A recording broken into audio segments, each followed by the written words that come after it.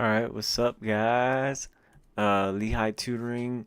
I can't, I don't know what episode number this is in terms of like total number of videos that were produced so far, but I know this is probably episode 3 or 4 in the Math Grade 11 exam review.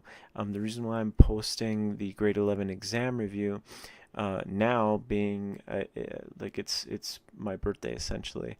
Uh, but the reason why I'm posting the exam review this early before the school year even begins is because you can refer to these videos as you're going along in the course.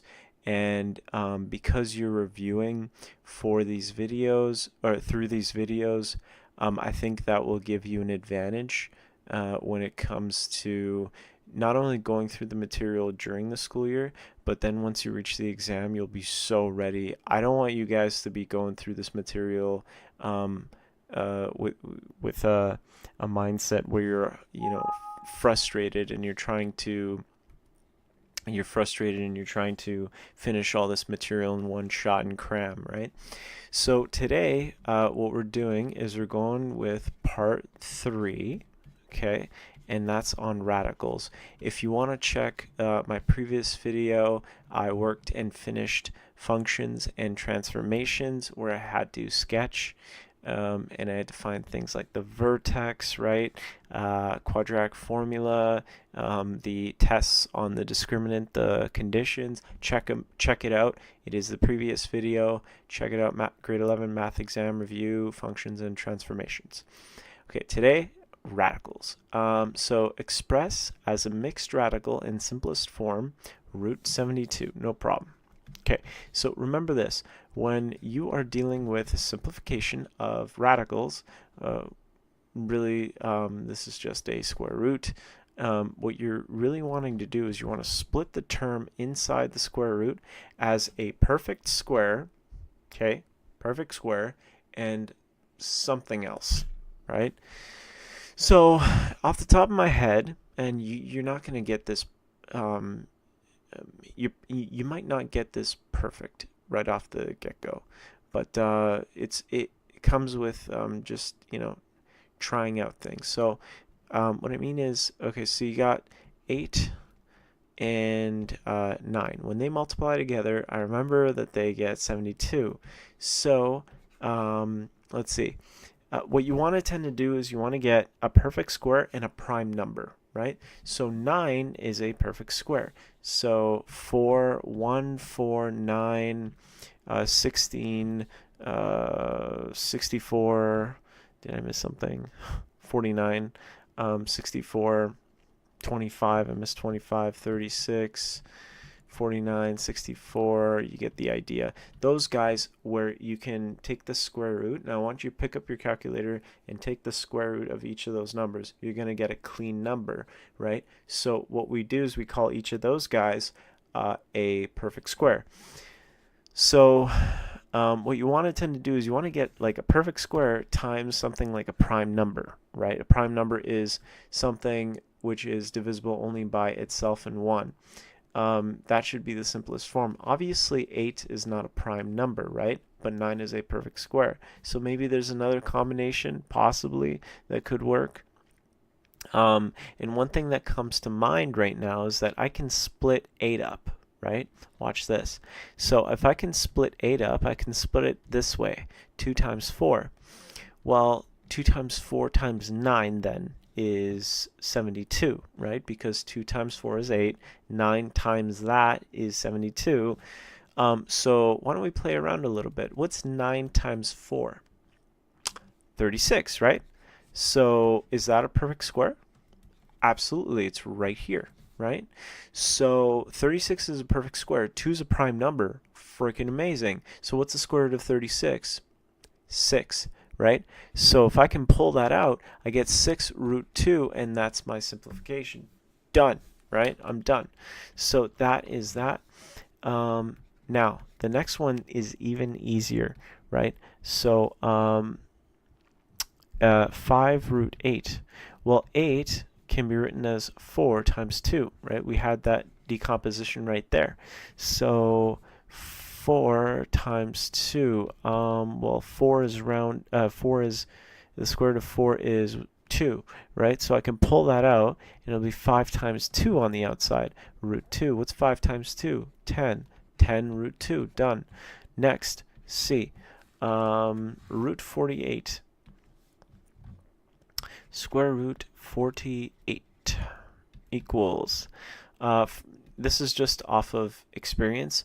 I know that 3 times 16 is 48. 16 is a perfect square because if you take the square root of it, you get 4. 3 is a prime number. It can only be divided by 3 and 1. So you get 4 root 3. Done. Next page. 2 square root 125. This is also through experience, right? So if it doesn't come to your mind, don't worry. It's no big deal. 125 is 25 times 5. Okay. Question is 5 a prime number? Absolutely. It can only be divided by 5 and 1. So 25, what's the square root of 25? 5. So 2 times 5, root 5. What's 2 times 5? 10. 10 root 5. Done. Okay. Next, it just says simplify. So we have these expressions, right? So we've got root 50 plus root of 98. Okay. Now, for me, I guess 98 doesn't really stick out as a number that I can immediately like it's a really big number, so maybe like something doesn't stick out. But with 50, something sticks out. Watch. You can simplify that to 2 times 25. 25 is a perfect square. 2 is a prime number. That's pretty easy. But then when you think about it, you go, okay, well, what's 2 times 50? That's 100, right?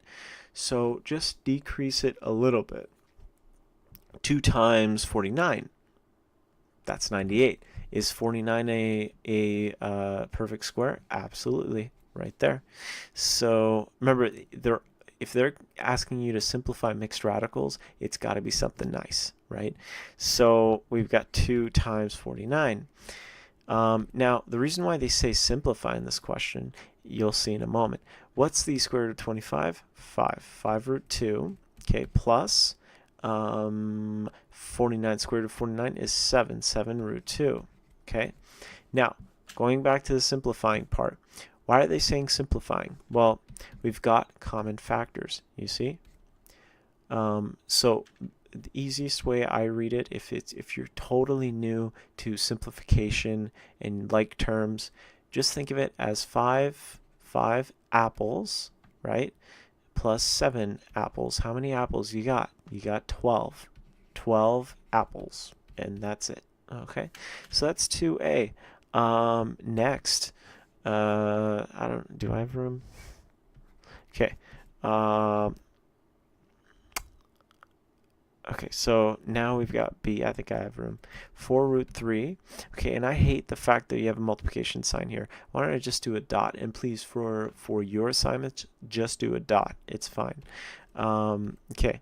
It seems like 3 is already a prime number. Can't really do much there. What's the square root of 4? 2. So I can pull out 2. So go 2 times 4 times 5 root 3, and that seems to be as simple as it possibly can be, because 2 times 4 is 8 times 5, 40 root 3, and you are good to go. Next page. 8 root 8 times root 2 times root 3. Okay, watch this.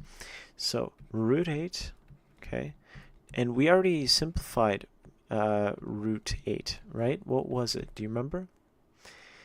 So 8 is 4 times 2. Square root of 4 is 2. So always remember this. 2 root 2 is root 8.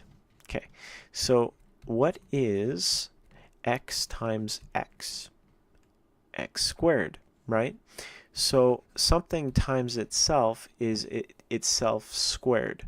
So what is the square of root 2?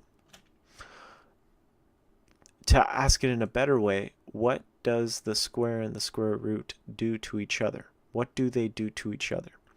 They cancel each other because what they are inverse functions of each other, right? So when I go root 2 times root 2, it's really just the square of root 2, and these guys kill each other, right? It's like saying add 2 and then take away 2. You're doing nothing, right? So then you have 2 times 2 times root 3. What's 2 times 2? 4. 4 root 3 is your final answer. Next, we've got D. 16 minus square root of 320, all divided by 8. Okay, beautiful. What can we do here? Well, 16 minus square root. I know 320 is 32 times 10, right? No problem there. 32, okay, and I'm doing this in steps. 16 by 2. 10 is 5 by 2. What's 2 by 2? 4, right? Okay. And what's 16 by 4? 64. Alternatively, you could just pull out 16 and 4 separately, but I'm just going to pile it together as 64. Is 64 a perfect square? Let's look back at our options. Absolutely, right there. What's the square root of 64? 8, right? So, oops, all over 8. So 16 minus 8, okay, root 5, all over 8. Now this part's easy. What's 16 divided? Oh, by the way, this is a common mistake. Students tend to just cancel out this 8 with that 8. No. What this big dividing line means is that that 8 on the bottom applies to both 16 and 8, right? So my question to you is, what is 16 divided by 8? 2, right? So the 8 takes care of that 16, but I got to put a 2. And then the minus is still there. That doesn't go away. What's 8 divided by 8? Do they kill each other? Absolutely. So you just don't put anything and you just go root 5, and that's it. Okay, so 2 minus root 5. Next page, we've got E, okay? And we've got 4 root 2 times 9 root 7. Now, to me, you've got 7, which is a prime number. 7 can only be divided by 7 in itself. And 2 is obviously a prime number since we've talked about that. So it seems to me that all you can do is really 36 root 2 root 7. Because 4 times 9 is 36. Because if you bring that together, you get root 14. Can't really break that further because the only other division you can do is, excuse me, the only other division you would do is 2, 7, 14, and 1, so that doesn't help. I would just leave it there. 3. Solve following equations and state restrictions. Okay, listen. Always state restrictions first. That would be my recommendation. But always also remember this. If you're dividing and you have to state restrictions, the bottom cannot be 0. That's how you get your restriction. When you have a square root, though, whatever is inside the square root has to be non-negative. What that means is it has to be greater than or equal to 0. Okay? Now, a greater than or equal to 0 sign is, hold on, is this. Not that. Okay? And I'll show you what I mean. So, it really depends on your orientation, like how you put the term. So like 2x minus 10, okay, is greater than or equal to 0. Okay, that's part of the restriction. And so if I isolate for that, I go 2x, you treat it like an equation, okay? 2x greater than or equal to 10, right? Because I move that sucker over, change the sign. So now x is going to be greater than or equal to 5. That is my restriction. So x has to be at least 5. At least 5. That's all it's saying. Right? So let's just test it out. So if I plug in x equal to 4, right? What's 2 times 4? 8. What's 8 minus 10? Negative 2. Take the square of negative 2 on your calculator. You get an error. Okay, so yeah, but if you try 5, 2 times 5, 10, 10 minus 10, 0, square root of 0, 0, that works, right? It just doesn't happen to be equal to 4. So we got to solve our equation now, right? So let's solve our equation. Okay, square root both sides. Excuse me. Right now you have a square root. To undo that, which we talked about in a previous problem, you have to square both sides, okay? So as soon as you square both sides, you get rid of the square root. It's gone now, okay? What is the square of 4? 16. Now if I bring the 10 over, I get 16 plus 10, and that's 26, and I get 2x equal to 26, and that means that x has to be 13. And that's that. Let's keep going. So, more.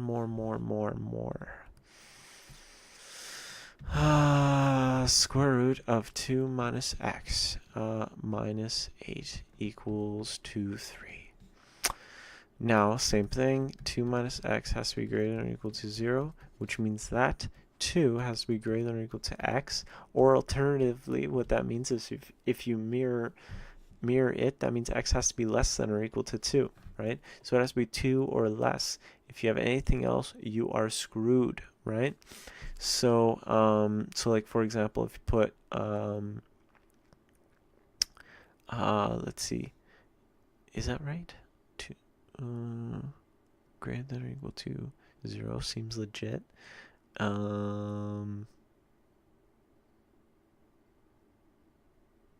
No, that doesn't seem right at all.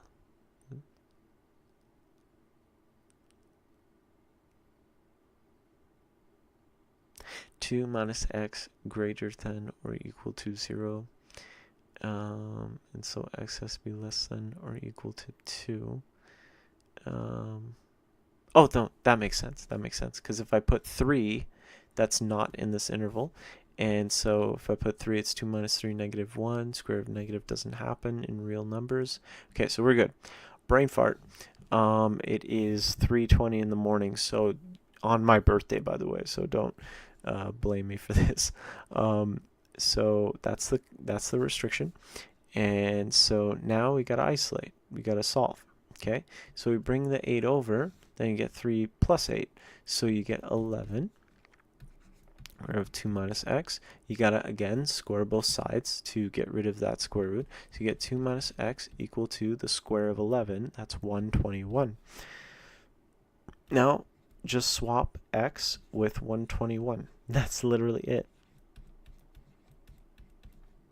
Right? 2 minus 121. Well, I know that 121 minus 2 is 119, so this would be the reverse. This would be negative 119 equal to x. Boom. There's that. And final question of the day, of the episode. I'm sorry I can't post, more videos today. Kind of tired, but I'll try to post it tomorrow, I promise. So again, 5x minus 20 greater than or equal to 0. That means that x, check this, okay, has to be greater than or equal to 4. Okay, so at least 4 is what it's saying. So now bring that 8 over, so now it's 18 minus 8, and so you get 5x minus 20. 18 minus 8 is 10, and so you square both sides. 5x minus 20 equals 10 squared, that's 100. Bring this over, that's 100 plus 20, that's 120. 5x equal to 120, x is equal to 120, okay, divided by 5. And then you get your final answer. And oh man, what's wrong with me? Okay, well, 12 times 10 over 5. This is 24. Okay, so the final answer is 24 there for x. Yeah, so that's that. That's that for today, guys. We'd really appreciate it if you check out our Instagram, Lehigh Tutoring. Check out our Twitter account, Lehigh. So Lehigh, I don't think it's case sensitive, so Lehigh underscore tutoring. If it is case sensitive, it is capital LEHI, all caps, underscore, capital T for tutoring. And yeah, and please subscribe, like, comment, share. If there's anything that could be improved, we're down for anything. Like, just let us know. And thanks, guys, for tuning in. I really appreciate you guys and your support. I don't know why this keeps coming up. This pisses me off. Do you want to change the color scheme? No. So thanks a lot, guys. Peace out, and love you guys so much. See ya.